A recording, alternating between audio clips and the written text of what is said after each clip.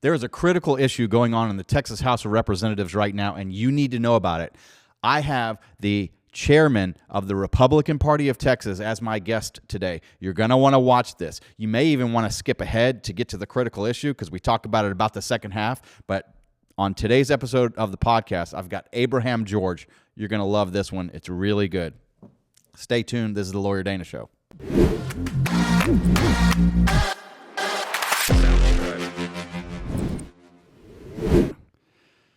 So I was wondering when it was that we met and why, because I remember meeting you. It had to be 15 years ago now. It's way before that. You think so? Yeah. Well, I've had my law license for 18 years, 18 and a half. Yeah. And we met pretty early into that. Right. So I remember, so I had a home health agency at that time. I remember that. And I was trying to figure out how the marketing work on that whole thing. And someone told me there's this BNI group who meets, I think it was in Plano. I'm not quite sure anymore. It's been a while. It's been a while. Yeah, and showed up, and you were there. You were the young lawyer who just passed the bar, I guess, and was trying to network. It might have been my first or second, maybe third year. Yeah. This has had to be somewhere in 2006, between 7 or 8 or something like that. You know, there's a book called Never Eat Alone. Yeah. And that you should always go out and try and meet new people. That's right. If only you and I had known back then where we would be now. So for the benefit of the audience, so I'm here today. Our guest is chairman of the Republican Party of Texas, which we're going to talk about that a lot. I'm so thrilled for you because I haven't talked to you very much in the past year. And you've probably had what a phenomenal year. It's right? been a great year. Yes. Totally. So 2 years ago, did you expect, oh, by the way, his name's Abraham George. You've got, Abraham and George, George Washington, Abraham speaks first, right. Abraham Lincoln, biblical names, right. Kings. You got a great name, man. Yeah, I appreciate that. Yeah. So going back onto the name part, it's an Indian name. I mean, it's my birth name. I mean, a lot of people think I changed my name after I got to U.S. My dad is a preacher, a Pentecostal preacher. So in India, the middle name is your family name. The first name, last name changes a lot. Oh, really? It's both given, basically. So your dad's first name is given to you as your last name. So it's like in the biblical times where it belonged to Abraham, belonged to Jacob, belonged to Isaac type of thing. So middle name stays the same for all males, all boys. Then girls get whatever the middle name is. That's a tradition in South Indian Christian families. Nice. Yeah. So what is your middle name? Narimatatal. Okay. Yeah, exactly. Good. Most of the time I would go for it. All right. Yeah, you're not. I don't want to bore them with me trying to learn your middle name. Hey, my kids they're not even trying it. They're not even trying this. It sounds like, is it their middle name as well, or your son? My son's, yes. Yeah? Yeah. So what He's name? not pronouncing it. No? He just puts N between. So your kids' names their last names are George then? No, Abraham. So it's yes, because it's my first name is Abraham, so they get my first name as their last name. It's a tradition thing. Interesting. Yeah, it confuses everyone. I like that. Yeah, it confuses everyone. So you're born in India. Right. What brought you here? Well, my parents, they decided to come to U.S. when I was about 2 years of age and filed for a visa. It took about 14 years to go through the process. Okay, so you did it right. You're a legal immigrant, not illegal. Illegal legal. Immigrant. The only immigrant should be as a legal one. Well, you would think. You would think, right? I mean, other than the 24 million people who are here today, but that's other than them, everybody else is all right. That's supposed to be. Yeah. And so you've come from being born in India, right, legally immigrating to the United States, and when did you get involved in politics? 2008. So it's right after few months after we met, probably. Oh, really? So Barack Obama was running. Was running? Yes. No kidding. Yeah, he wasn't elected yet. He was running, and I was involved in. I still am involved in a church, at Garland, and it was an Indian church. It's predominantly Indian. I mean, there's all kinds of ethnicities in that church, but a lot of people in our church started to talk about politics and, potentially supporting Barack Obama. And a lot of people in Indian community started to talk about supporting Obama only because he's black. I mean, that was pretty much the qualification he had. And some of us pushed back and eventually ended up in going to Dallas County GOP headquarters and talking to someone there, and they said, okay, this is the difference between a Democrat and a Republican. That was my intent, to go there and visit and having the conversation. Did you know anything about American politics No. at that time? No. The only reason I got upset with my friends pushing Obama was because I just had started the business, like the home health and all of that stuff, and the regulation, the taxes, and all those issues that we had to go through as a small business owner trying to start something. And I just did not appreciate what Democrat Party was doing. I just didn't know enough about what Democrat Party is or the Republican Party is. So that's how I ended up going to Dallas County GOP headquarters. Interesting. Yeah. Interesting. That was a good exploration then. It didn't really occur to me to do anything like that until, probably 5-10 years after that. Yeah. So there was no intention there's no intent from my part to be in politics. It was more about, why am I paying so much taxes? That was pretty much it. What's the difference in taxation in India to the United States? Well, taxation in India, when I was there, it's changed a lot these days. When I was there, you have no property tax, right? Like, there's no property. There is some, like, you pay like equal to about $10 a year, wow. Which is nothing, right? And I mean, even in India, that's nothing. Then you have anyone who is employed have some sort of a tax, but not income a lot. tax or Income tax, yeah. Okay. And even when I was there, my dad, he was a employee.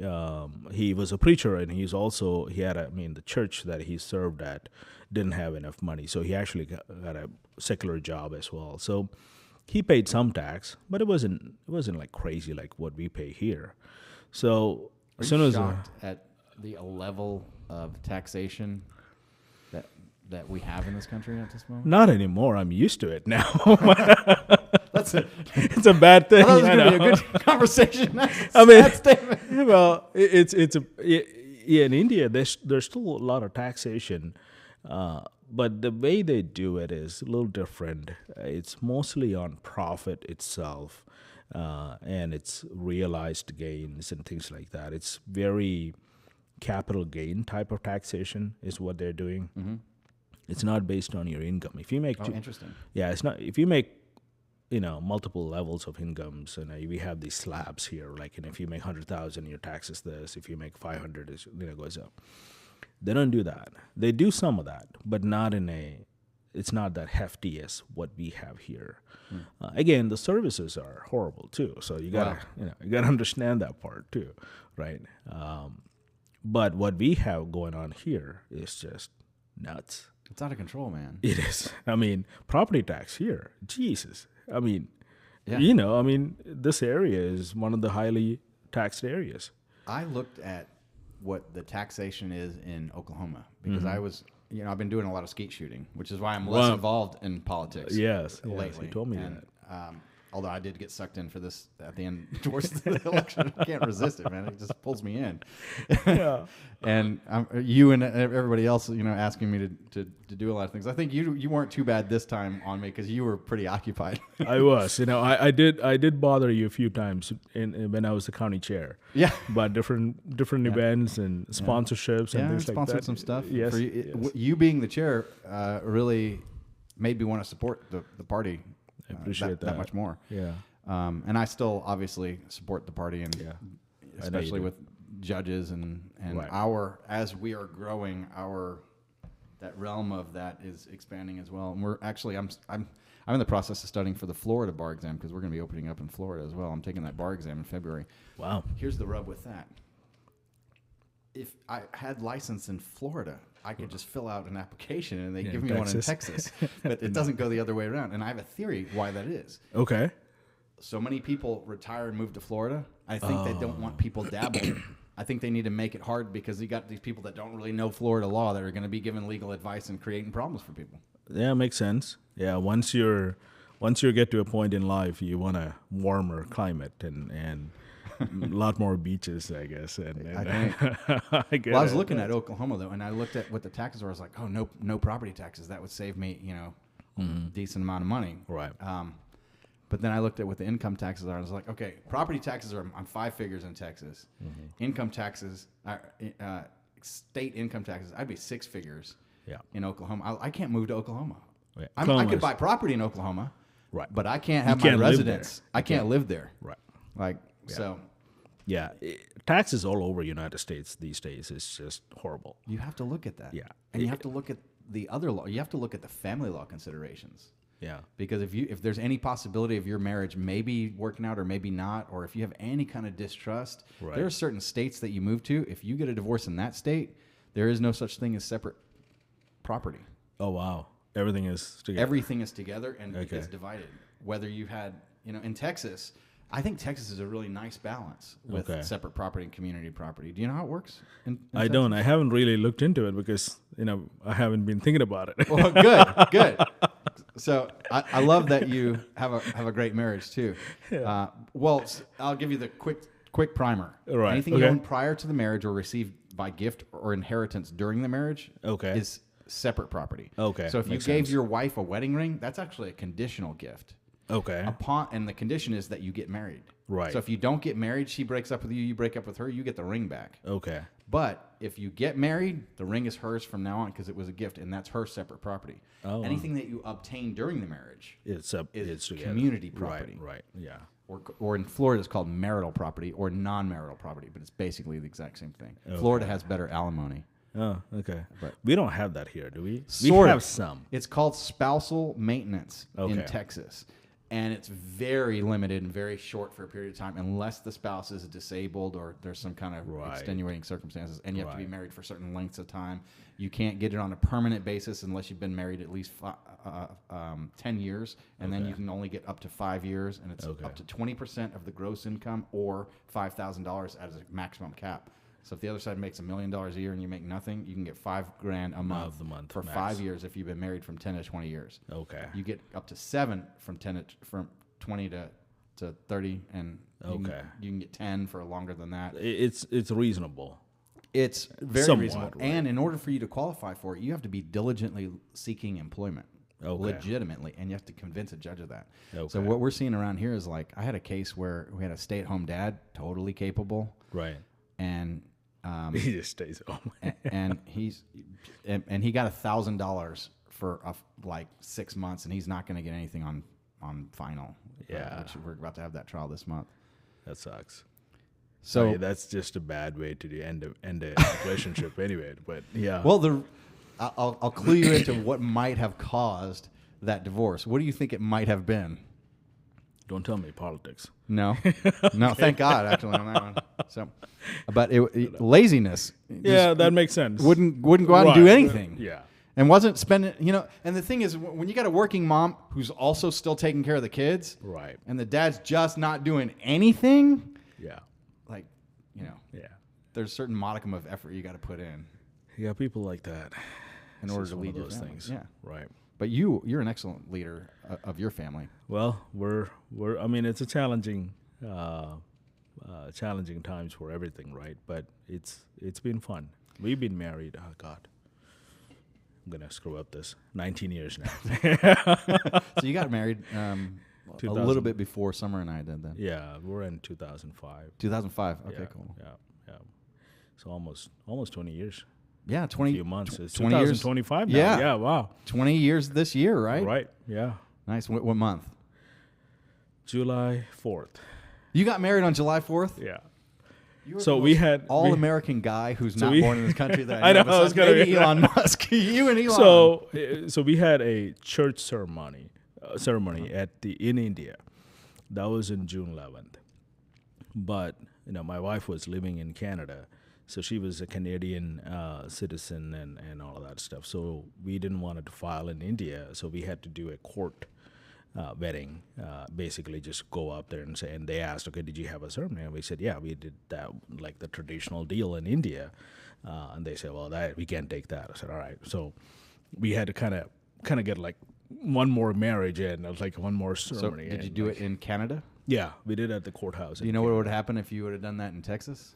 No idea. If the two of you had a marriage ceremony in India, Yeah. and then moved to Texas, and you moved in together, and the moment that you cohabitated into Texas, Yeah. you would have been legally married in Texas. Really? Yes. Oh, wow. Called informal marriage. It used to be called common law marriage, Okay. but it's been codified by the legislature. So there's a written law. Okay. Common law is there's no written law, but just the judges, this is what they commonly do, and that's Right. what the law is because that's what they do. Okay. But the legislature codified that in the Texas Family Code, and it's called Interesting. informal marriage, and you have to have 3 elements. 1, agree with each other that you are presently married in the state of Right. Texas. Okay. 2, hold yourself out to others that you are presently married in the state of Texas. And 3, cohabitate for any length of time. You meet those 3 elements, you're legally married. And you have to get a legal divorce if you decide, oh, no, we're just kidding or whatever, right? Oh, wow. We don't want to do it. We don't play around in Texas, do we? We do not. If you're married, like, all right, son, let's you're go. stuck. That's all you take. You know, and I think, it makes sense because you're out in the middle of nowhere. How are you going to Right. get married? You want to get married, and I'm about to go to war, and we want to be married, or Right. That's maybe there's some hanky-panky and some children on the way or something. That's right. But it kind of makes sense from a territorial, historical type of Okay. point of Interesting. view. Yeah, so we had the July 4th wedding in Canada and June 11th in India. When did you come to the United States? 96. So end of March in 96. So I was 16, and it was brand new country. Was fun. Did you come straight to Texas? Yeah, Houston actually. My dad's brother lives in Houston, so he came in to Houston International IAH. I don't know what it's called these days. I think it's called George Bush or something. Oh, is it? Intercontinental is what they used to call that. That's what I thought it still was. Yeah, I think it's called George Bush International. Or Well, something. that would make I sense. don't know. Anyway, so yeah, came there. We were there for about a month and a half. Then my dad had a lot of siblings here in North Texas, Carrollton. So we moved to Carrollton probably like in April or May of '96. So you're getting into politics. You go to the Republican headquarters. Were you a fan of Romney at the time? No, I didn't even know who he was. I had no idea. Who did you wind up? So did you vote in the primary? No, I didn't. Did you vote in the general? I did. Who'd you vote for? I think it was McCain. Was it McCain? It was McCain. Yeah. Okay, that was McCain. I think it was McCain. It was, yeah. it was McCain then Romney, right? Romney was the second term. Romney yeah, tried to get in, right. yeah. in 2012. Yeah. Right. So it was McCain. Yeah, I did. That was. I know. I did support George W. when he ran his second term. Okay. After 9/11, then I was like, okay, I need So to go support this guy. I was in law school when Bush Jr. George Yeah. W. was in. I voted for George W. both times. Okay. And I was a fan of his from a business point of view, for Right. Similar to the type of Republican I am now. Texas Rangers. But I gotta tell you, and I don't know if I should tell you this or anybody in camera, and like the party's gonna, but I think I voted for Obama once. You have. Okay. I think I did. I know that I voted for Hillary. Okay. Here's how that went down. I voted for Hillary because I didn't think that McCain could beat Obama, but I thought he could beat Hillary. Oh, I see. So at the time, I was voting for, and I voted for McCain. Okay. But But you did the primary. I still don't like Mitt Romney, and that seemed to prove out. And in retrospect, if we had Romney, right. instead, like Obama brought about Trump, Right. and then Biden brought about Trump 10.0. That's right. Yeah. Which is where this is going to be the exciting part that we're getting ready to talk about. Yeah. So you've met Trump at this point, haven't you? A couple times, yes. Yeah. What was that like? And where were you? Well, the first one was in Milwaukee, and it was so. I don't know why they did this. So I got a text message. I'm at the National Convention, RNC. I'm hanging out. A lot of people from Texas, about 400 some delegation by itself. Then a bunch of people who are just there, right? You can be there. You don't need to be a delegate. So hanging out, having a great time. And I get this text message saying, "Hey, are you available to sit at the president's booth?" And I'm thinking someone's messing with me, right? Like, and it's not a number I have saved in my cell phone. And I said, "Of course I am." And I'm very sarcastic in my responses, right? Like, "Of course I am. Who are you?" Like, new phone. Who this? Right? Exactly. So, and they send me this Google sheet. It says, "Okay, you need to fill this out." At this point, I'm like, "Yeah, I'm not filling this out." It's asking for social security numbers and stuff like that. So I call the number. They go, "Oh, well, I'm with the Trump campaign," and they're asking some of the state chairs to come up and sit at the. They have this box, and if you're available, would love to have you. And I said, "All right, where are you at? Can I come see you?" I'm like, "Is this a real person?" I'm not giving my social to anybody. No, and on top of it, I'm not going up to the Trump's box and getting tackled by Secret Service. I'm like, this is like 3 days after he got shot. Oh my God! So I'm like, I'm not taking any chance, right? So I go up and I meet with this dude, and it seems legit. So I go text Jessica Clone. She's the Trump campaign person from Texas, and it goes, "Hey, Jessica, I got this text," and she goes, "Oh yeah, Chairman, yeah, you should do that." I said, "Okay." So I go up, and I don't know how they chose who, and I have no understanding. Texas is a big state. Texas we got is a big lot state, of Republicans in it. So that's what I'm guessing. And so I go up and sat there for about an hour or hour and a half or something, and President is not there. And they tell me, okay, they're rotating people. They're like, you get to sit there in the box for like an hour, hour and a half. Then the next group comes in.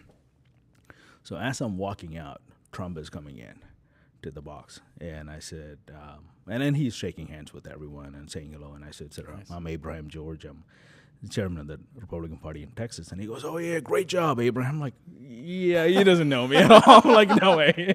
Right? Well, So, I mean, your work it speaks for itself, though. I'm sure he's aware. This is a lot before, right? I mean, this is during RNC.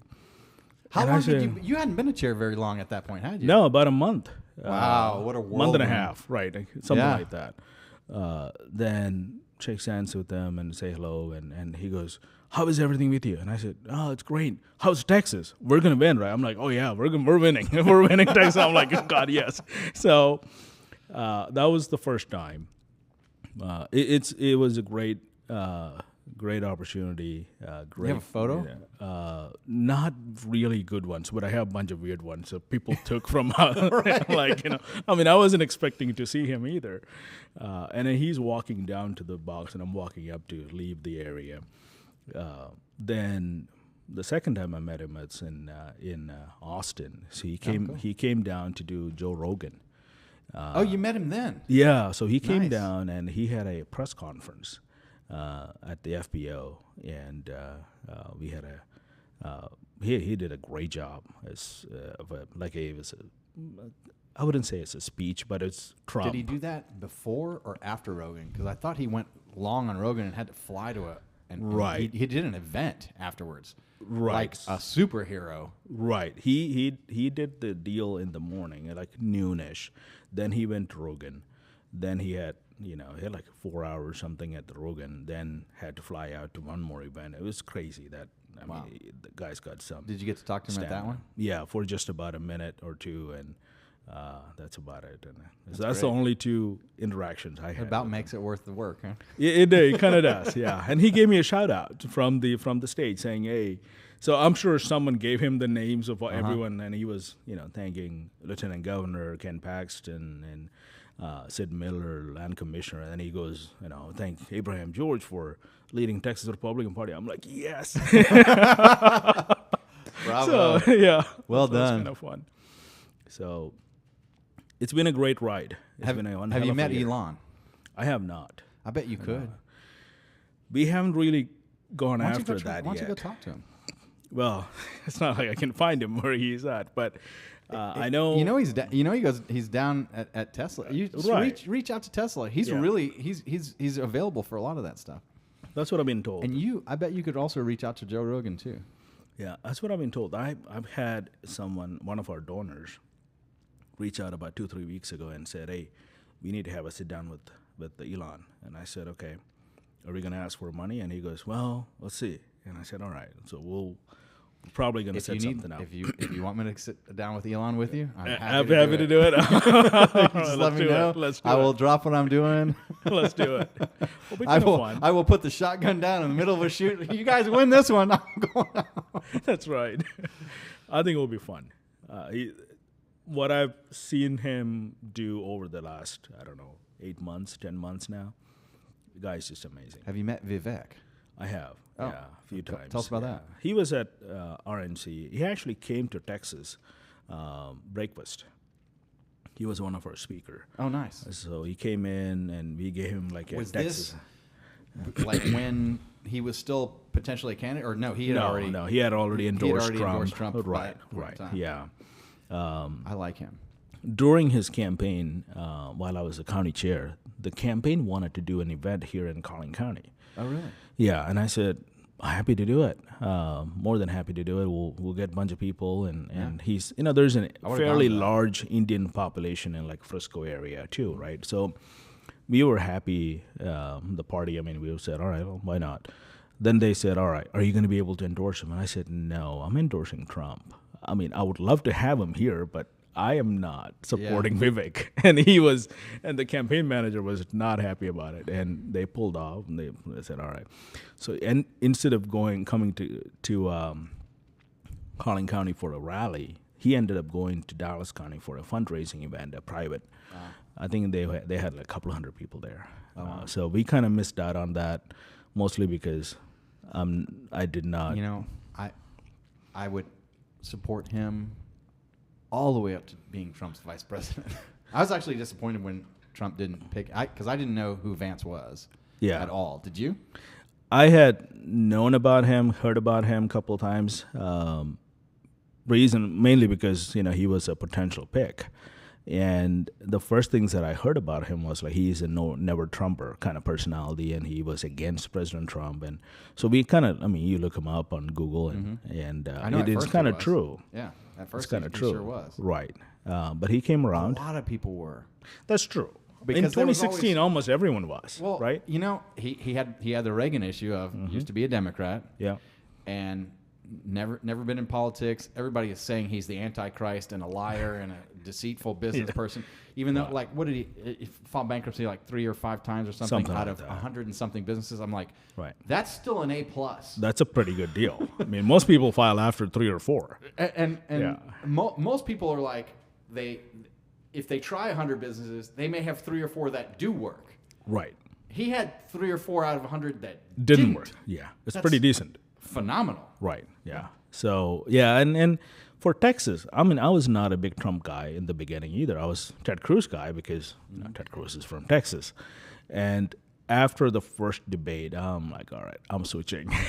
I was a big fan of Trump. The moment he came down that escalator, I said, he's going to win. Yeah. I know I'm going to vote for him, but let's see. We're not deciding our votes right now. I'm talking to Right. Summer, But I was looking at her going, Yeah. our country is back.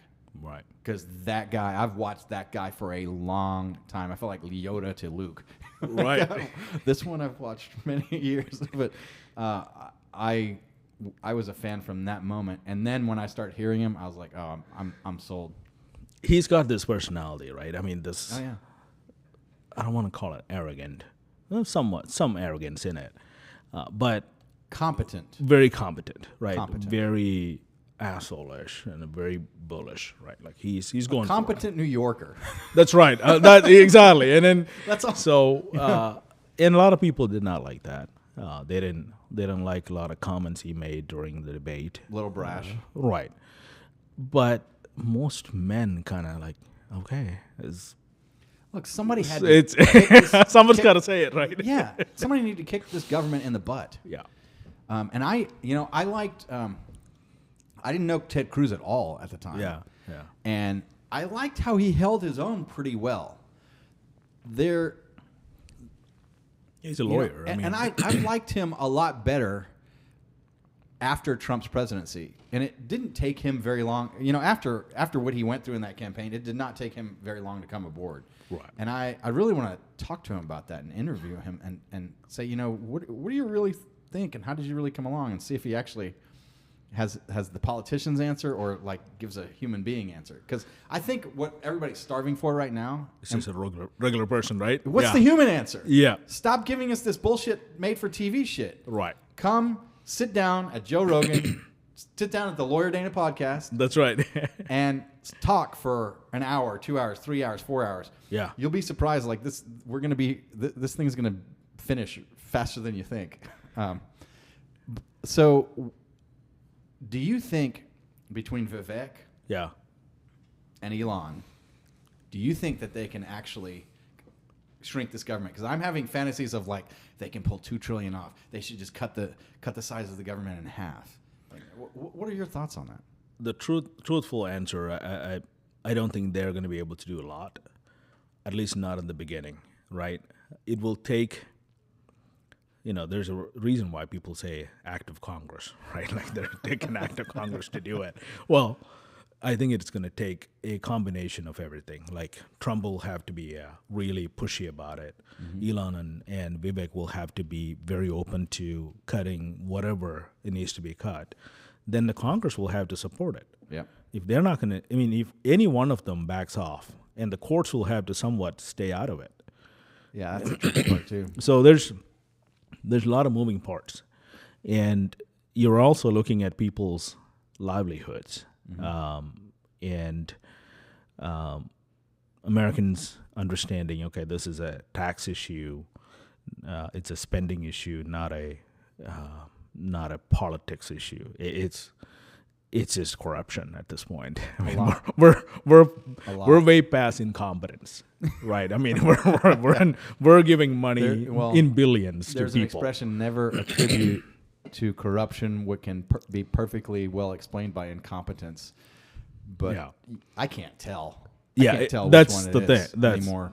That's where we're at. When we give out billions of dollars to Ukraine and have no accountability whatsoever. And a medal. What was the medal that Soros got? Yeah, Soros got the Presidential Medal of Freedom. Of freedom. Yeah, and this guy is the most corrupt person there is. I mean, his DA funding, while I hate it, it's smart. Like that, it changed the. It's evil genius. It absolutely is. Stressing the evil. Yeah, Dallas County, Harris County, Travis County. You have Democrat DAs coming in and saying, "Oh, we're not going to prosecute for crime or election fraud, or someone I stealing." I had a big surprise because they took away. The Supreme Court made a ruling that the Attorney General cannot prosecute election fraud, and I was like, "Oh, well, then you just go to Houston with the George Soros DA who won't prosecute it. That's where you stuff the ballot box. Nobody's getting in trouble for it because they can't be prosecuted for it." And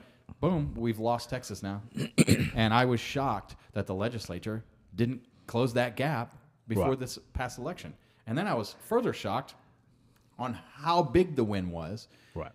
Because I think, and just my opinion, YouTube, this is not based on any, but my worry was that there was a massive amount of fraud, and that in order for Trump to win, he would have to win by so freaking much that it would be, what was the expression they were saying? Too big to rig. Too big to rig. Right. Yeah. And I think that's what it was. I think that's what it was. I mean, when you flip, so we flipped 12 out of 14 counties in South Texas. That's amazing. It's crazy, right? I mean, we had some target. It wasn't 12. It was a lot lower than that. We thought about actually. We believed we were going to get 3 house seats. We only got 2 additional House seats, Texas House. We knew we were going to get the Senate seat, but the 12 counties, it just What's the balance of power in the Texas legislature, and what's the new balance of power in the U.S. legislature? If you got So in Texas legislature, we have 150 House members, right? In 100 out of the 150, we have 88 on our side now, 86 in the last session. So we added 2 more. If we had gotten Steve in HD 70, we would have gotten 89. Idea is to get to 100, so we have supermajority. Right. So we don't need Democrats after that. I was reading part of the Texas Constitution, things that require supermajority, and I was like, "Yep, there's some really good stuff you can do." Right. So, and I think over time we are going to get there.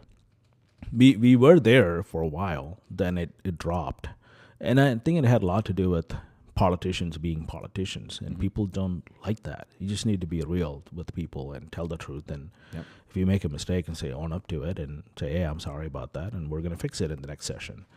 And they don't do that because they're scared. They're worried how they're going to look, and it's just screwed up the Texas House. You know, it'd be interesting, because people have asked me a lot, right? People actually asked me about your job, and I was like, every time that they've asked about you and me for the same position, if I find out it's you, I'm like, oh no, let him do it, because I don't want to do any of this stuff. I know I'm you would only rather go gonna to do it if it's needed. Correct. I want to win some more world championships, and then I want to like make some more money and get it in, like later in life. I'm gonna be that guy who like stays younger longer, so I can go into politics later. So you help me stay out of this for about another 10, 15 more years before you keep pulling me in. But yeah, so for party chair, they asked me, and I was like, as soon as I found out, I was like, no, I endorse Abraham. I want him to do it, because I'll do it, and I'll do a good job at it. Right. But like, I don't want to have to do that. Yeah. I just don't want to have to do it. Yeah. At least not now. Maybe later. I got too many other things that I got to accomplish first.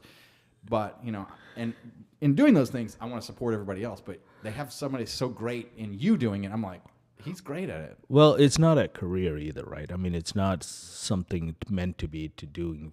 You're supposed to do it for a long time, right? And I really, truly believe that. I don't think I should be in politics more than another, 6 years or 5 years or something like that, and get out. There's plenty of people. There's plenty of people who are really talented, smart, who wants to do it. Let them do it. It's just, or at least you move around, or go do something else. So go be a nonprofit. You were asked to be in trash. You ran. Right? You ran against Candy No. Yeah, I did. You supported me. Yes, you did. You did. Do you still have aspirations to do that? No, I don't. I'm not going to run against her again. I've heard about 3 names so far, and I think they're all considering based on how she's going to perform this time. I think so. I'm happy to give her another shot. I mean, after she won the primary, I then went back and supported her. Yeah. And still do support her. Yeah. I just had an issue with how that Ken Paxton thing was handled in Texas, and the people that fell for that. I was like, and you've been there. I don't. Maybe it's time. Yeah. And we need something else. So, big news. Yeah. Right. Did you hear what the Supreme Court did in the past few days? No, I haven't. Dismissed the state bar's case. Ken Paxton. Yeah. I saw that. Yes, I did see that. Have you talked to Ken since then? No, I'm going to see him tomorrow. So me and him, we're actually traveling together. Nice. Tomorrow and Tuesday, 2 days. We're making 4 stops. One in Fort Worth, starting with Fort Worth. Where's that going to be? Tarrant County GOP headquarters. Cool. So what the idea is to go to some of these areas where some of our representatives are not on board with the caucus nominee for the Speaker of the House, and basically educate and put some pressure behind them. Tell us about that. What's going on? So we have the Speaker's race coming up, which is going to be on January 14th. The way that works is you have a Republican caucus of 88 people. They come together, choose a speaker. Then that's the person who gets the nomination from the floor, and it's kind of done deal. Okay. Years ago, Democrats figured out if you can split the Republicans and Democrats have 60 some on their side. All they need is like 15 or 20, right? Yeah. So they figured that out, and Republicans have been falling for that ever since. You've got to be kidding me. Yeah, and we said, well, this isn't, and so they get committee chairmanships, even though they're the minority party. They get all the perks, just like they won the state. Wow. So Why can our party not?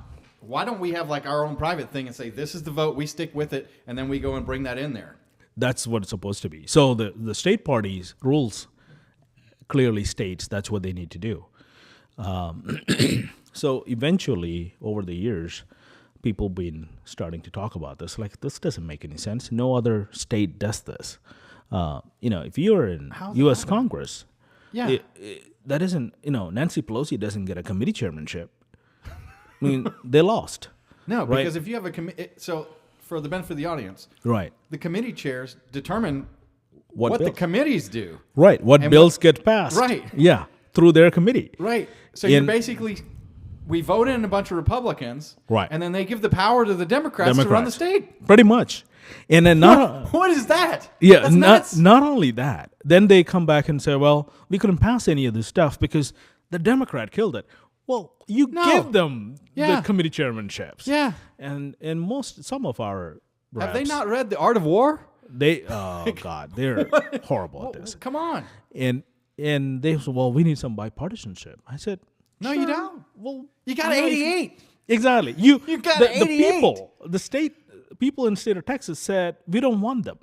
Why are you the ones who are going back and saying, no, the voters don't matter? Do you know how motivating this conversation is for me at the moment? This is making me want to like change the direction of the show and like put this down. We're gonna follow this and start reporting on this. Like, You it makes should. me want. See, this is how I always get dragged into this politics stuff, man. This is how you do it. Did you plan this? There's plenty of crap going on here. Did I ask you about this or did you ask me? How did this happen? I'm not sure how we ended up here, but but It the just truth happens, is, man. yeah, Ken Paxton and I, we're going to Fort Worth noon tomorrow. Then evening it will be in Tyler. Grassroots of America, Joanne Fleming, they're Nice. co-sponsoring the event. Both places have great gun clubs, by the way. Yeah, that's true. Then on Tuesday by noon, we're in Leander, Texas, closer to Austin-ish area. Then in the evening, we're finishing up in Woodlands. So 4 stops. Wow, that's a heck of a drive. Yeah. Well, In we're 2 days? driving and flying. So some of them okay. are flying, some of them are driving. And 2 days. How many people are in the entourage? Probably 4 or 5. That's about it. Then, I'm sure Does Ken? Paxton has his detail. with Okay, him. I was That's going to different. ask. I was like, he's got to have. He secure- does. Okay. Yeah, he does have detail. with Yeah, him. because he I mean, will he's go the on AG. record. That I will makes go on. sense. Yes, exactly. Yeah, so- And I will go on record and say this: he's the best AG that I've ever been aware of in the state of Texas. Oh, yeah. He's brought billions of dollars Right. into the state, Yeah. and just It's a national figure. I mean, the guy. oh yeah, People know him from random states that they barely have an AG. Like, you go to some of these events and they're like, "Oh, we love Ken Paxton." I'm like, "Yeah, we do too." Yeah. Well, except for the Texas House, they impeached him, but yeah, him and Trump both. I thought Yes. I thought that was the credential you had to have in order to go on further in politics. right. I thought he was actually. I thought he had a really good chance for being the AG for Trump of the U.S. USAG, right? Yeah, I thought so too, but I don't know what happened there. Well, Trump. So Matt Gaetz, he when I heard, I was like, oh well, okay, if not Ken, I was happy about that. Here's why. Because I love Matt Gaetz for that position, Right. and we get to keep Ken here, so it's selfish. That's true. It was just, I was like, it was a pretty protect good deal. Texas, please. Yeah, I was like, that's a 2-for-1. What do you know know? about the new person? From Bond. Florida, Right. I've heard that she was very effective and less politically shrapneled. Okay. Because Ken obviously has been attacked for the BS like Trump has, Right. but Ken and Trump have both made it through the shrapnel, Right. battle tested. But that's all I know about her. Okay. But I would like I've heard to know good more. things. Yeah. What have you heard? Yeah. Well, I've heard that she's going to do what Trump asked her to do, and especially with deportation, things like that. So we'll see how that's going to play out. And it's next 4 years, man. It's going to be tough for us, for Republicans, for our nation, because we got a lot to do, and we've got to do them. We don't have a choice. The next 2 years, there should be a sense of urgency. Yeah. With every Republican that you carry, and like almost to the point of anxiety. Yeah. You got 2 years. Pretty much. Really, you got you need to knock stuff out in the first 6 days. You need to get some real heavy hitting early wins. Right. My concern is like Trump gets sworn in. Mm-hmm. I want him to swear in, pick up a pen, sign, and go, that signature implements these immediately, these executive orders and these pardons of the January 12th. Like, I'm talking from the stage. Yeah. Thank you very much. By the way, sign, and then now go. Right. That's what I would do. Well, that's what we need. He pretty much have 2 years. Because if he walks down Pennsylvania Avenue again, yeah, and there's a third incident of you know what, and then he doesn't get to sign that, like, I don't know. I guess Vance does it, and it'll still get done. But hope we're not going to get there. But oh God, I pray. The amount of work that needs to be done, it's not just 4 years. I mean, the 4 years was horrible, but there's, now everything is out in the open. Well, most of the things are out in the open. What happened over the last 20, 30 years in our country, there's a lot of work to be done. And next president, whoever it is, J.D. Vance or Vivek or whoever, I think there's going to be like 20 people running. They're going to start their campaign in about 2 years. So everything going to shift. I think they're starting their campaign right now. Right now, yeah. But everything, the focus is going to shift from Trump and this administration to that election. Yeah. And we've got 2 years to prove it, that we earned this rightfully, and we are. And we need to show some real good and real big results. And as we start being effective, the Democrats are going to get hyped. And they're not going to like something, and they're going to demonize everything as if it's terrible. Right. The hand that feeds you, they're going to bite as hard as they can. Oh, absolutely. And I'm not there's I know some really good people who are Democrats and judges, and I went to an investiture for a real good friend of mine. Yeah. John Wiley Price spoke at the investiture. Yeah. They were praying. They were like, and I was like, this is indistinguishable to me from a Republican event. Right.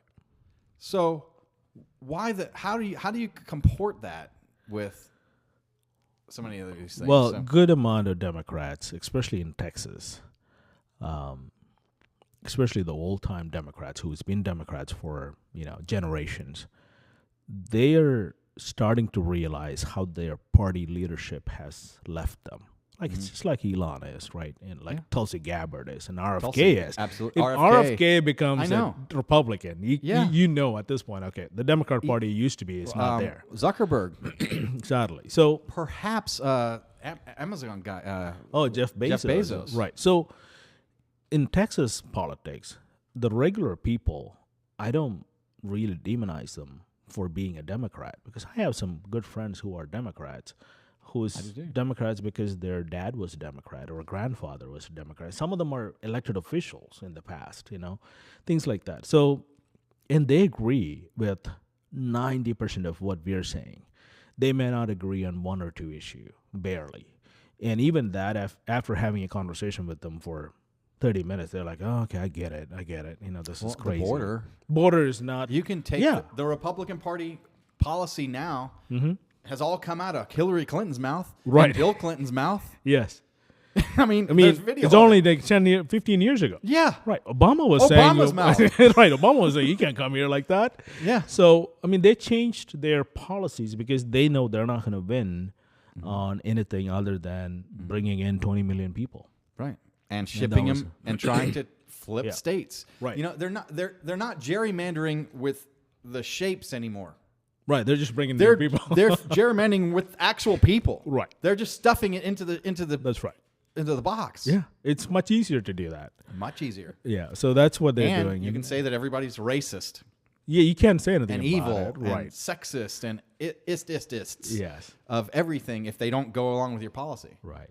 You So demonize them. So imagine having all of this and having the same amount of frustration from an average person, and they go support a Republican to put them in Texas House, and the Texas House goes and puts these Democrats back in power.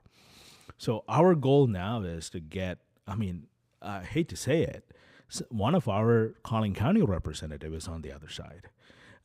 Others are here. I mean, Candy Noble is on the right side of this.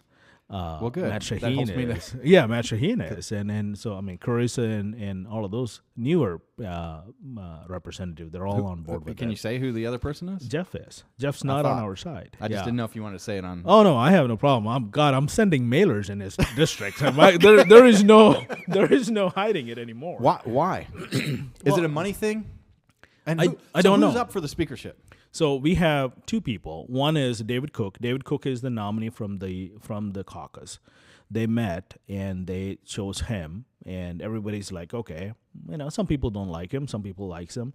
It doesn't matter. So what we said is, okay, these are our priorities. We have 8 priorities. I added 3 more. I can't call them priorities, but working groups, and it's property tax, and it's school choice, and protection of life. So we technically have 11 things that we're working on, along with our platform. So what are those 11?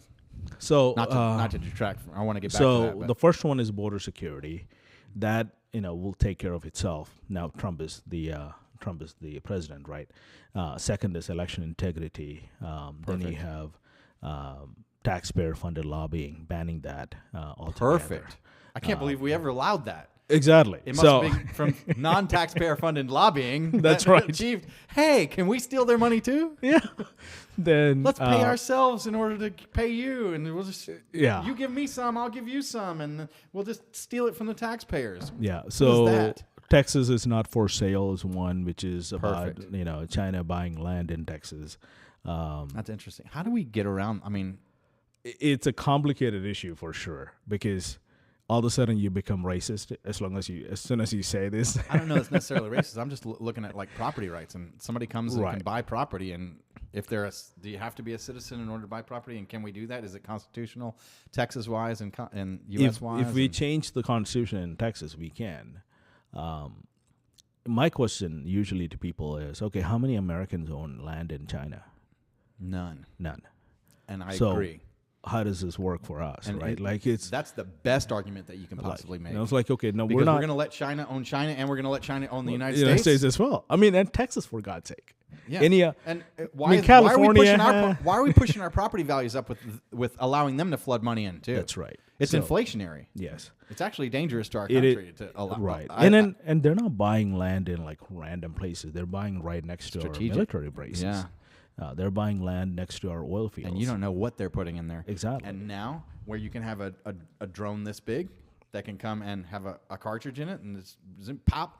Yeah. You're gone. I mean, you could like do swarms of them. Right. Warfare, it scares the shit out of me right now. Man. Right. And they've proven it over and over again. They can do it. I mean, have you seen their New Year's Eve celebrations? Like, 10,000 drones flying in. Ones? Yeah. The biggest ones that are ever. I'm like, imagine those pissed off at you. Yes, exactly. You can't outrun them. And coming. Yeah. Like, it's just, what do you do? You're like, so that's, there's a movie about this years ago. I think it was like White House Down or something like that. Oh, really?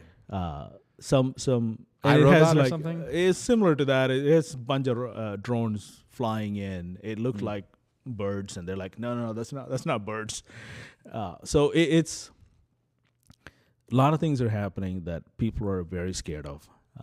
They're concerned about it, and average American can't do anything about it because our government is in the way, and that's why people chose Trump. It's like, well, the guy's not a politician. We need someone like us who's going to speak the truth and speak his mind, even if he's a little brass about it. It's just he's going to say what he really feels, and they want that in Texas too. Oh yeah. And I think there's going to be a huge amount of people who are getting activated over the last few months, and now even more going to show up to the Capitol. Well, I think it's a trend, and it helped me to be more authentic and I'm just going to be me and just be me, and we're putting it out there, and if people like it, they like it. If they don't, then that's right. So I mean, whatever. Exactly. And I love one of my favorite quotes by Elon. You know the 12-second pause. Do you know what that refers to? No, I don't. He was in an interview, and he pauses for 12 seconds. Mm-hmm. He says, because what about you're getting into politics now, right? Right. So what about people who are like not going to buy a Tesla, or your stock price is going to drop if you say these political things? And 12-second pause. I'm not even going to do it right now because I don't want people to tune out. But and he comes back and goes, I'm reminded of the scene in The Princess Bride. Offer me money. Right. Offer me power. I don't care. Yeah. If the consequence of me speaking the truth is losing money, so be it. Yeah. And then honestly, at some point in your life, everyone's life, people will get there.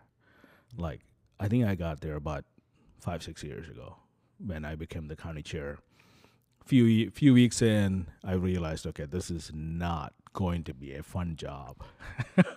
then I said, I applaud you. I'm just like, all right. I think you're the only one that's had that job for a while that got out unscathed. I wouldn't say that, but I would relatively. There's a few people that were like there. I mean, you step up in that position, like there's going to be 15% or so of them that, or 4%, that are going to just be like, you can't. That you're the Antichrist. You get to a point that you have a set of job, right? A set of expectations and things that you have to do. Mm-hmm. And there's goals, there's wants, all of those stuff. And you look at them every day, and then you have this 15 people just screwing up everything. At one point, you'll say, like, screw this. I'm going to do this. I'm going to focus on this. I'm not going to give them airtime. Mm-hmm. I'm just going to continue to work and make this happen. Anybody gets on board with this, they can come help. And even some of them who are not always on board, they will help, and then just keep moving, right? So at some point in everyone's life, they will say, you know what, screw you all. I'm just going to do what I need to do because I only have so much time left. Well, you can't please everybody. If you can please about 85% of the people, you're kicking ass. Yeah. And I mean, if you can, you had at least 85% of the people, I think. I mean, what do you think? There are sometimes I think I was less than 50%. There were times that I'm like, okay, this is going to piss off almost everyone, but I'm going to do it anyway because, going in knowing that makes you comfortable, right? Okay, I mean, everyone's really upset with you. Then you made that decision intentionally. You looked at every option, and this is still the best option for the party, for our nation, and you do it. And it's just going to piss off a bunch of people. And the thing is, a lot of them who were against me during that time, they're like my best supporters today. I believe it. They come around. They're like, okay, we get it. We understood. Oh, glad you got it. Yeah, I'm glad you got it now. But they come around, right? And if we can take emotions out of it, it's not easy. But yeah. And then a lot of times it's an emotional issue for politics. Politics is very emotional for most people. Absolutely. Yeah. How long were you the party chair for? A little over 2 years. I mean, the county chair. County chair. A little over 2 years. Yeah. And then, so how did it come about that you got put up for, like, tell me the process of you becoming we both the chair. talked about that at that time. So I was the SREC member. Yeah. Chuck Branch decided he's not running. So I ran. There's two others, and I won that race. So tell for the audience, what's the SREC? So the State Republican Executive Committee, basically 62 members, 31 Senate districts, 2 people from each Senate district, and they're the board members, for lack of a better term. Since we're not a corporation, they're the board members that makes decisions for the party for the 2 years. Their job is to run the party between conventions. So the convention happens every 2 years, and they get elected for 2 years. They're the board members, right? Then I was doing that. Alan West was the chairman for early part. Then he resigned. Matt Rinaldi became the chair. Why did he resign? He ran for governor. Oh, that's right. Right, yeah. Right. He tried to run for governor. Well, he did run. Yeah, I supported him for that. I liked him a lot for that. I think he's a really he's a great amazing guy. He's a great guy. He ran. Yeah. In the military, he managed and commanded a lot of people, and he ran that organization well. Right. He's a great guy, great conservative, and very articulate on what he wants to convey. He's very good at that, and great speaker too. So Matt Rinaldi ran, and he won. I supported him. And towards the end of that year, we were having all kinds of problems here in Collin County. And Mark Reed decided he's not going to continue to be the chair. So there was a couple of people who was thinking about it. I had a few people reach out to me. Jim Pickle was one of them. John Myers, Mark Reed also talked to me about it and said, okay, you may want to consider this. So the idea was to bring the party back together because it was kind of fractured. It really didn't have anything to do with Mark Reed. I mean, it was just people who were just being jackasses. And Mark finally said, I had enough. You know, he was retiring. There's a couple of people that weren't there anymore that right. were There's real some troublemakers that I'm not some going to mention their names, but there was a couple of people that left, and I was like, oh. Yeah, some got because every problem was them. Yeah. They were the vocal ones, I would say. There was more people involved. They would come out and speak. Kind of speak on behalf. So I ran and I won. Most people liked me because I hadn't really pissed off a lot of people at that time. At that time. That's what I was thinking. So like, all right, he's all right. Let's give him a chance, right?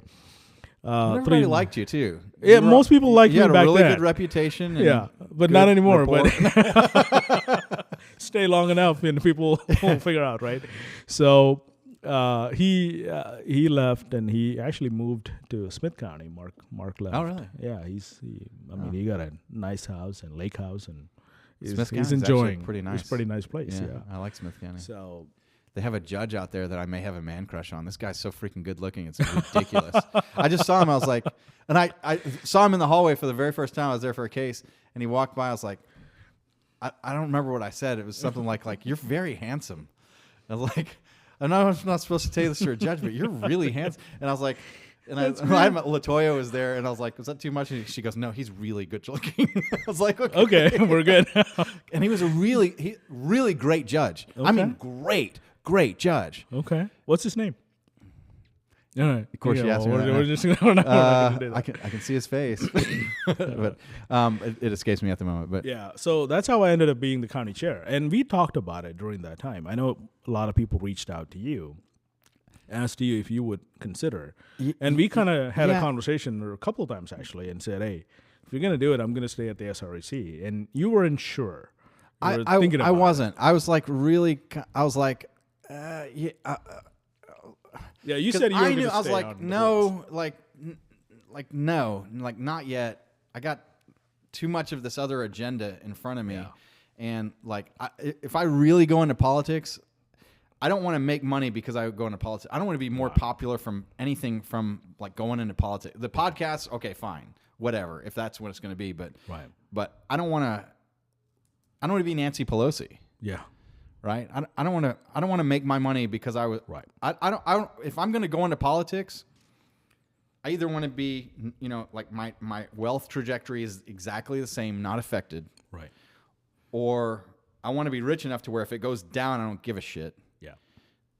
But I don't want it to be. I'm going into politics and I need to make money, and I want to have. I don't want to have any concern about me making money. I want it to go and I'm just going to do right for everybody. Yeah. And I don't want it to be a temptation. I don't want it to be a distraction. Yeah. I don't want to have a financial problem. I don't any of that. I hear you. And if I get who knows what, Kavanaugh or any or Trumped or Paxton, whatever it's going to be. Right. That yeah, you should be able to walk out of politics at any given point and say, screw it. I did my work. Maybe so. I'm 50 now. Yeah. I'll consider it either I have to do it because I'm needed, and it's because when it's like when you're called. Yeah. You know when like, okay, this is God and they're using these people as the instrument, but you've got a message from the Lord that, okay, you have to do this. And like, you get those messages. Like when we got, you know about my rent-a-kids? Yeah. Yeah. So when the rent-a-kids came, you take care of the kids. You have to, Right. you do what you got to do. So if that happens, obviously that's who I am. Right. But, let's see what happens. I'm thinking the bases are all covered. I love where you're. Thankfully, I'm like, okay, I'm good. So we're chill, right?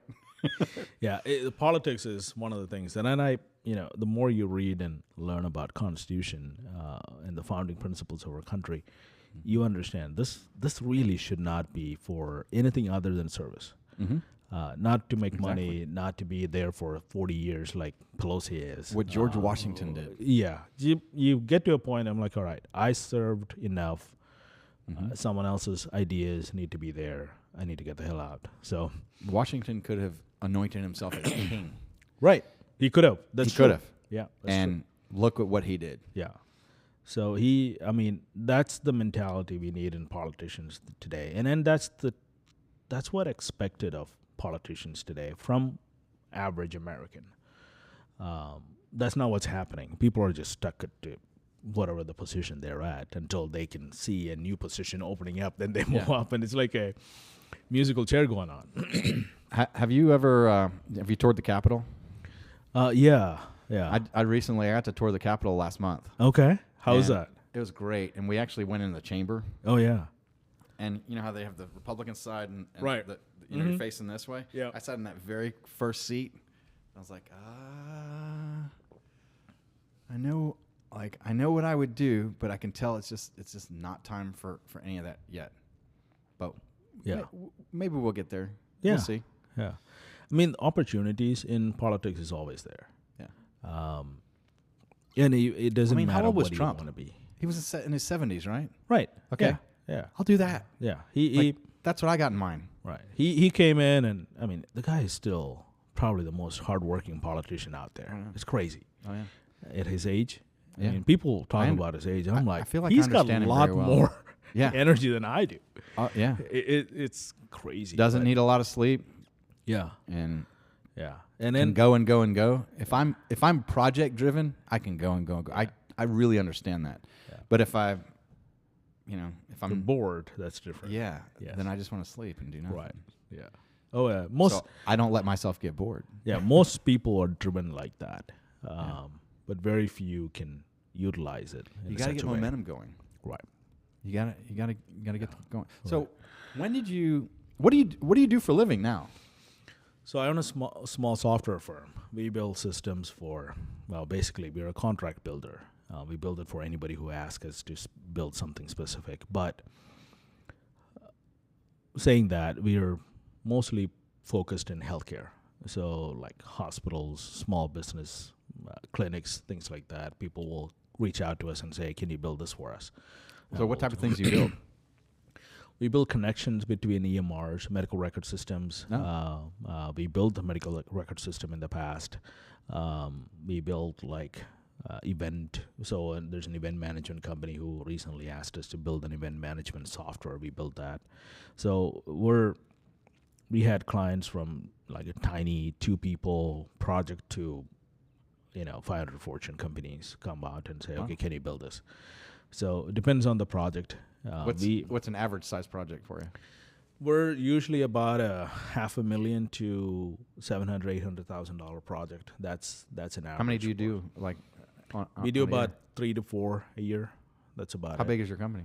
We're about 20 people. Cool. Yeah, 15 to 20 in average, and a lot of contractors these days because everybody wants to work from home. Yeah. So we all. I'm like, okay. You see where we're at. Yeah, I get it. I mean,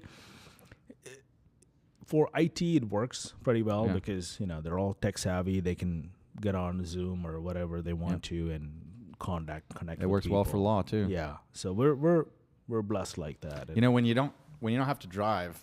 Yeah.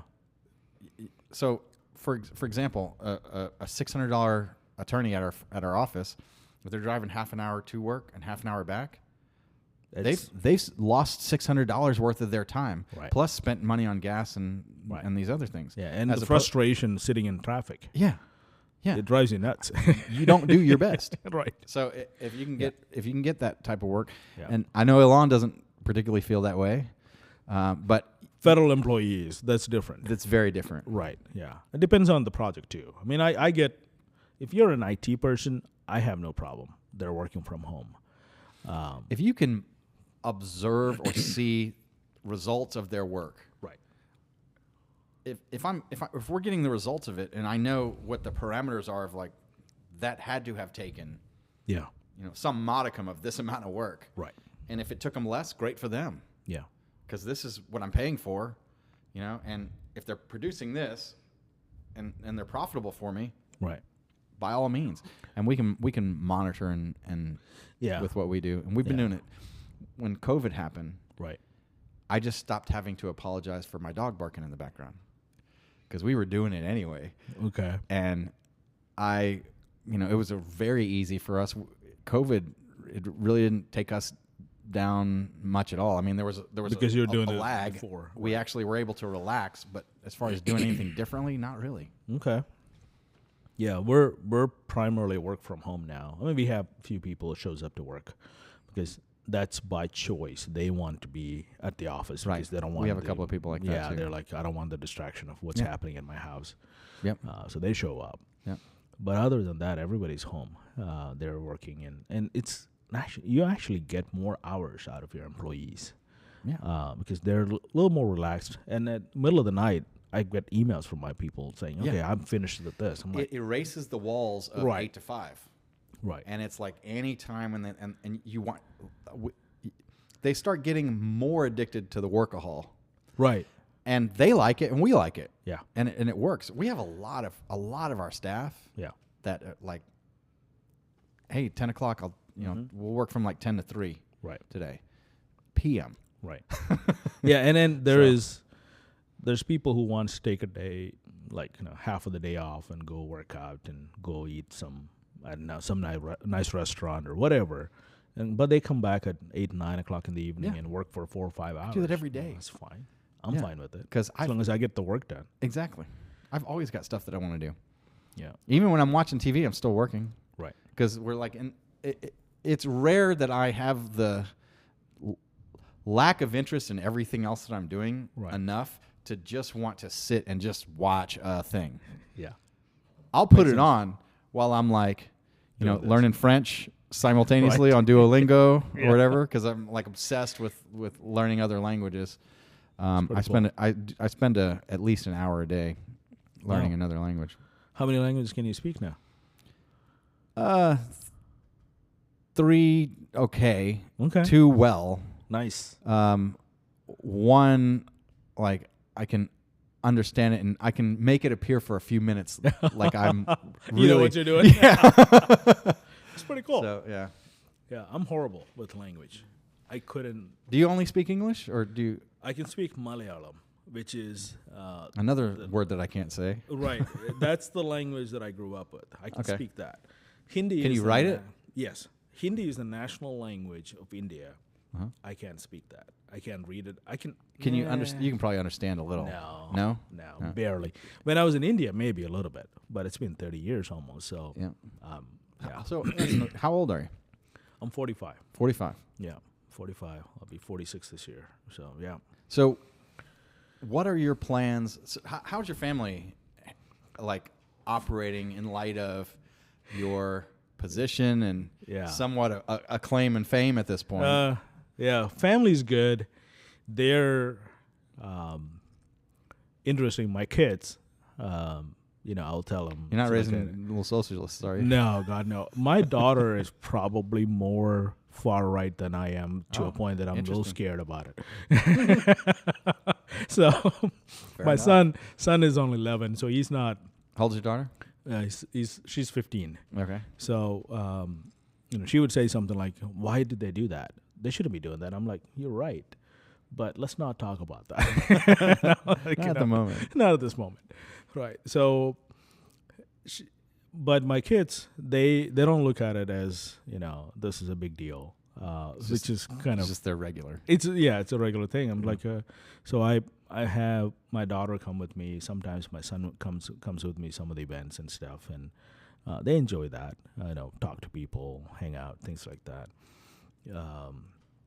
My wife is not that involved anymore. I mean, now that when I was in Collin County, she was, because she knew most of the precinct chairs. She shows up to events, but now I'm going to events in like Houston and Tyler, and She's not going to travel. she's not going to travel with me for all of that. So, well, especially when the kids are here. So right. So they've gotten a little bit less involved, but they hear me over the phone every day, all day, talking to someone about some random fight that we're having to deal with. So they're kind of involved in a way. Back to the fight. Yeah. What are we going to do to solve this problem?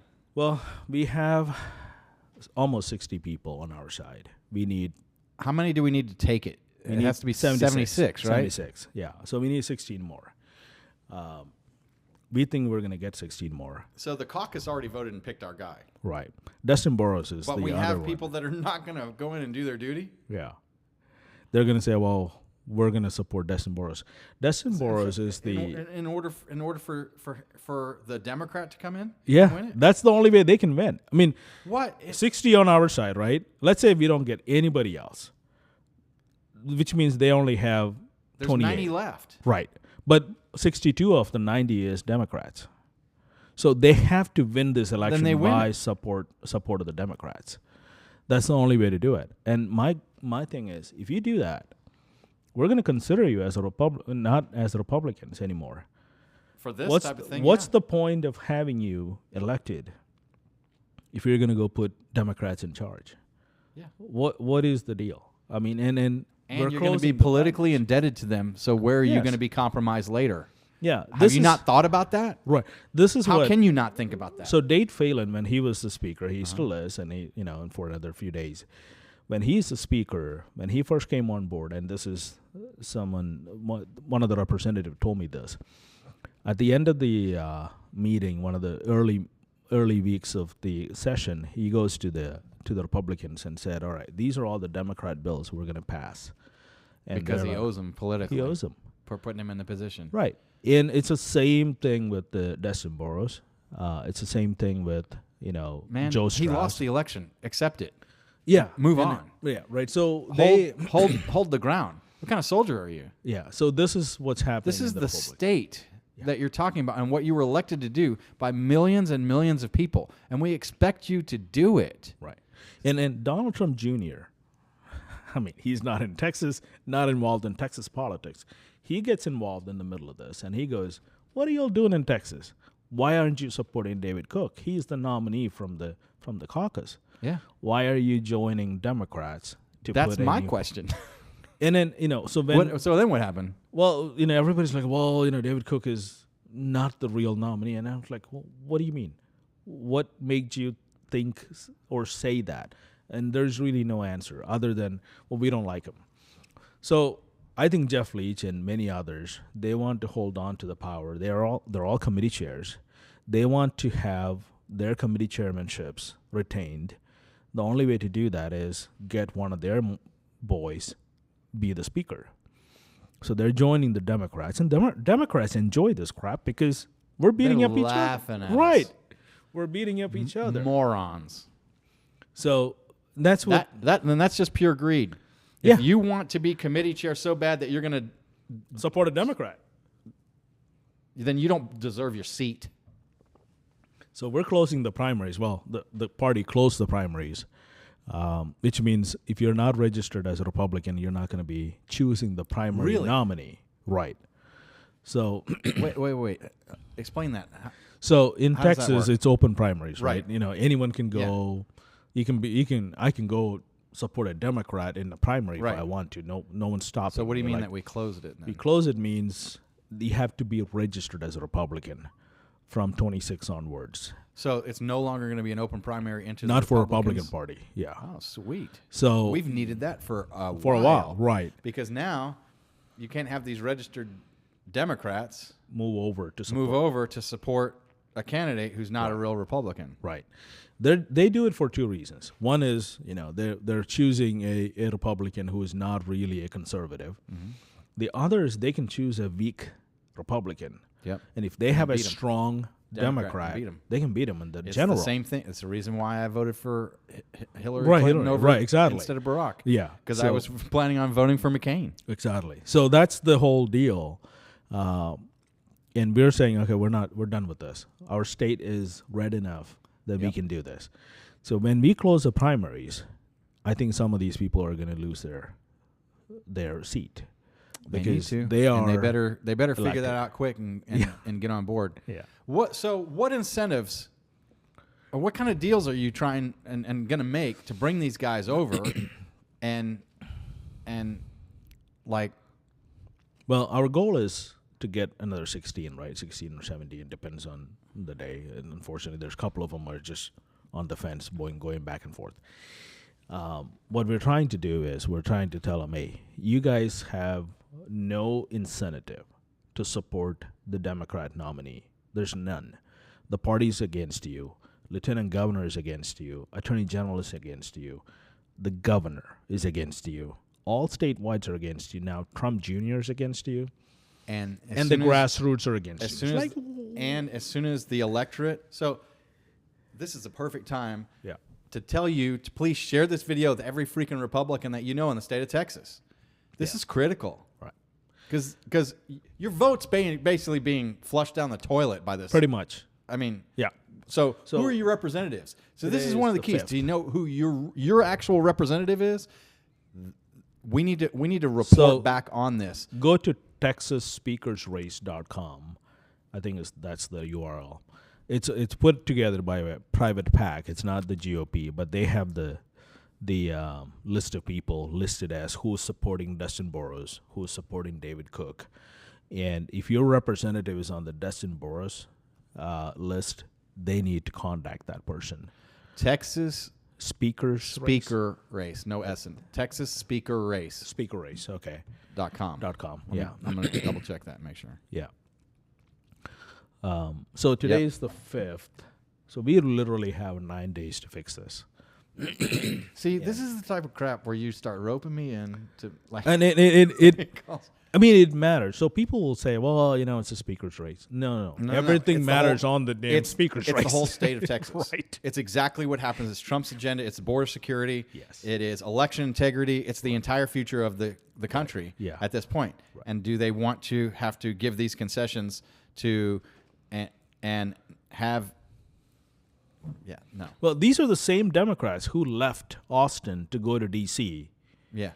When there was a election integrity bill. I remember. They cut the quorum and left the state. Yeah. And we're trying to put them back in power. Yeah. After they're doing that. For what? For your own selfish... Pretty much. I want to be a committee chair, so I'm going to do this and make these other deals. Yeah. That's the definition of corruption. Yeah.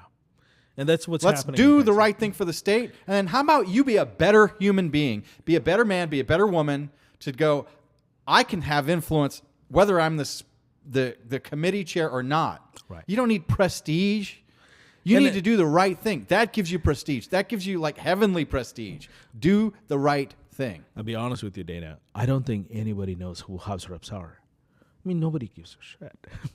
I don't know if I can say that. But most people, regular Texans, don't know who their House rep are. Well, they don't know their congressman. You know what? They don't. I mean, because this podcast is growing, and I'm getting real connected with a lot of these other ones. Yeah. And this is going to be something that we're going to be talking about, and we're going to have millions and millions and millions of people become real aware. And as a matter of fact, we should get real organized about getting in contact with everybody about this exact key issue. Yeah. And we're going to do more of these videos about this. Right. We're going to start exerting some influence about this because this has to be fixed. I appreciate that. The reason why you haven't seen any text messages from the party is because your representative is on the right side of this. Gotcha. So if you're lived in like Jeff Leach's district, does it cost money for you to send the texts out? Yeah.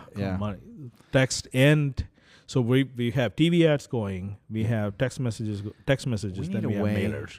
going out. way. We need an app Yeah. or a way to where when we put something out, it's a key thing that's put out, and we actually get in touch with everybody for like no cost. And maybe it's on not X. Right. Maybe we need to do something on. In fact, maybe I need to start that on X. Yeah. So we've got some medium, but how do we get in touch with all the people that are actually voting to make sure this is what you need to know? Here is who is endorsed. Have this card. Go vote for these people, and here's why. well, that's why we want to close the primaries. Then you have Yep. to register with the party. Yep. So at that point, Yeah. and then you you've are got a everybody's Republican. contacts. Yeah, we have Yeah. a version of You're gonna have phone maybe numbers and phone numbers emails? or the emails, or even Addresses. if we don't have that, we have the addresses, Yeah. right? And we can say, all right, your representative is not doing what he's supposed to or she's supposed to. This is not working out for you or for the party or for Yeah. state. A You need lot to of replace people the person. Went So, out and voted yeah, this time, yeah, and 1 million new people on our side this time. A little over 1 million people in the Just in state of Texas came over to the Republican Party side this year. The only way we keep them on our side is by doing the right thing, not by this crap that they're pulling at Texas House. If they realize this is what's happening, why would they continue to support Republicans? right. It just doesn't make any sense. Well, for I don't know. I guess regular because the people. other side is. I mean, you're The other side is you're much damned worse. if you do, and you're damned if you don't. But you shouldn't be damned if you do. Mm-hmm. So let's get that fixed. Abraham, I know you got to. How are you doing on time? I do have to run out here in about. Give me another 5 minutes and Okay. we'll wrap up. Yeah, So, all right. 6 o'clock. Yeah. So let's play this exercise. Run this exercise. All right. If you could wave a magic wand, what do you really want to see Governor Abbott do? This time around, I do want him to do one thing that's really good, and he's on board with this. The Republicans and average Texan is concerned about it, and that's a school choice. Yeah. So we want to have a school choice. Yep. No one is arguing we don't want a school choice. When your public education system is pushing transgender agenda and porn and all kinds of issues with your tax dollars, it's not against pub ed. It will make public education better. Yep. But one thing everyone's concerned about is how much government influence is going to come to private schools and to homeschoolers and things like that. Can we not just have it to where the money follows the child? I guess that's the idea. So we're going to need to talk more about this. Right. Can you come back sometime? You Yeah, have we an open can. invitation. We can. Whenever we can coordinate. So a school choice, I think it's the one thing that's going to change the way Texas is going to be in the next 20, 30 years. Isn't that the majority of what property taxes pays for? Yeah, almost 60%. Yeah. So Like we're being taxed basically to pay for our schools, and yeah, look I what we're getting. don't know if you saw this today. The superintendents in different parts of Texas making $500,000 or more. There was like 20 of them. I'm not necessarily against that if we're getting the proper results. Right. So look at all the I think that's school where districts. We're going to Look have at to all the talk school more about districts. this. Look at all the school districts, and most of them are the failing school districts. That's nuts. And the problem Are I they see, trying to just throw money at a problem that can't be fixed? I think they're trying to throw money and see if that person can fix it. Yeah. It's like bringing in a consultant into a corporation to fix everything, right? I mean, if they're not going to listen to the consultant, it's not going to fix anything. That's true. The pub ed is tied between legislators and the SBOE and the school board and the PTA. There's like 20 different bosses trying to manage a single group of people, the teachers. And they're not allowed to teach what they want to teach. They're strangled by all of these power hungry groups from everywhere. That's the problem. I mean, this is why you don't see this in private education, because you have a board and that's it. You're not worried about anything else.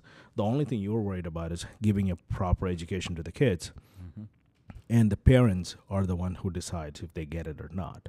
So private education thrives and pub ed goes down the toilet, mainly because everyone's trying to manage it. And if we bring in some free market value to the pub ed, I think it's going to fix. The problem is, the concern is, if Governor Abbott needs to make this very clear, that it's not going to affect private education and also homeschoolers. Republican Party is like probably 20% homeschoolers. I know, and So. I think the issue is if they give money to it, they feel entitled to manipulate and control it.